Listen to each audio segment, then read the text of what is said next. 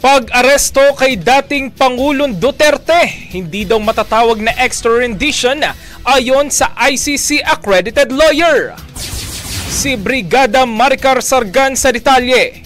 Ibrigada mo! Brigada Live Report! Sinalungat ng isang ICC accredited lawyer ang paniniwala ni Vice President Sara Duterte na extra rendition ang ginawang pag-aresto kay dating Pangulong Rodrigo Duterte. Sa press briefing sa Quezon City, sinabi ni ICC accredited lawyer Attorney Joel Butuyan na matatawag na extraordinary rendition ang paghuli sa isang suspect kung siya ay terorista at isinurrender sa isang bansa.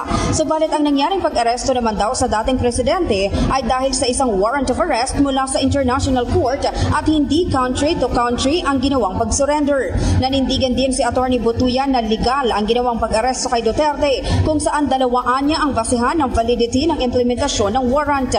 Partikular ang batas ng bansa na Republic Act 9851 na mirror image anya ng Rome Statute kung saan nakasaad sa Article 17 na may option ang Pilipinas na isurrender ang suspect direkta sa International Court.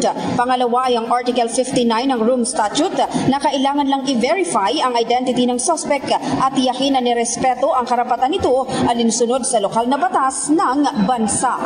In the heart of changing lives, ito si Brigada Maricar Sargan ng 105.1 Brigada News FM Manila, The Music and News Authority. Honda Brigada! Ang bahaging ito ay hatid sa atin ng Power Cells Herbal Capsule. Tuldukan ang sakit dahil ikaw ang sandigan.